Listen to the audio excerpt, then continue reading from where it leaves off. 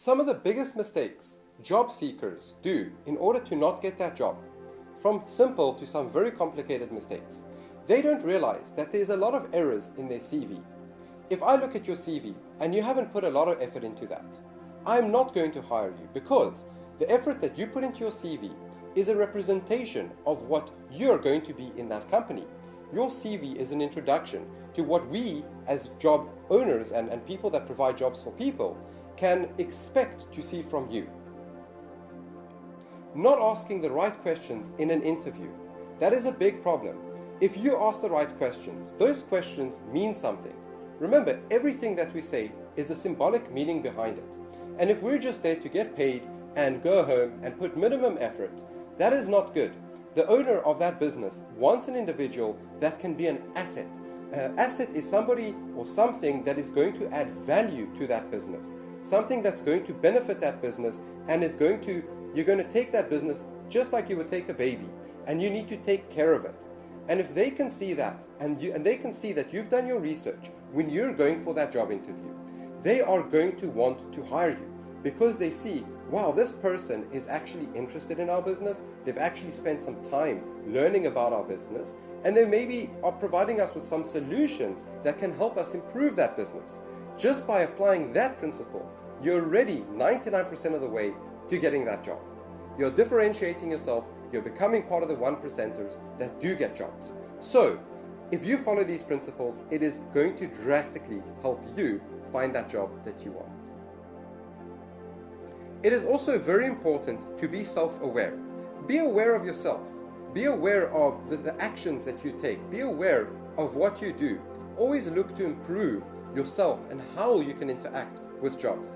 There's no point sending out hundreds or even thousands of CVs out there, getting the same response back, and not doing anything that's different.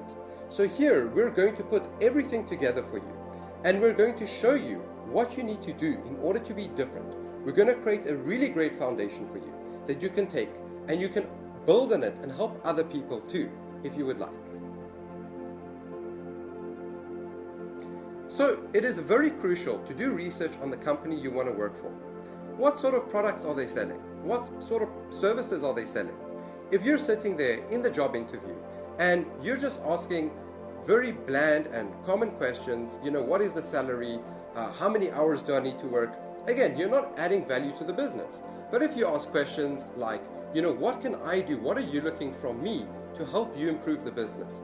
How can you better equip me to help better equip your business? What can I do with my time that is going to be so valuable for your business that I can have a very important role in your business? Asking that to a recruiter or the HR department or the person that you're in the interview with is already going to show them how you're thinking. And if you're thinking in that way, already you're going to come across and be in such a way that you would be a much better candidate than all the other people that are not applying this logic to the way that they're operating.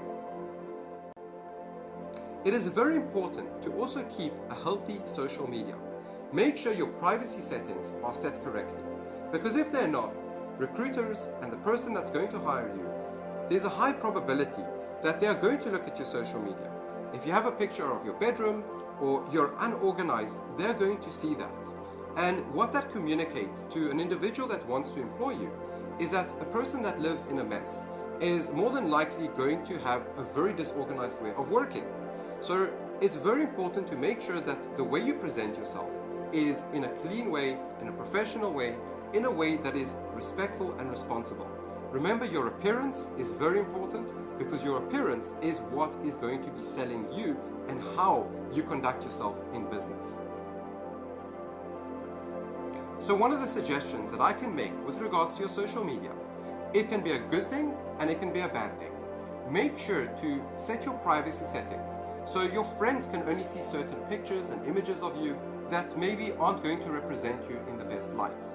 However, the things that do represent you in a good light, maybe you're in a suit, maybe you're going out shaking somebody's hands, maybe there's a picture of you working. That can actually work in your favor. So make sure that you do have some pictures that can represent you in a good way, because when that recruiter or that job or the person that's going to employ you looks at that, they're going to see good habits.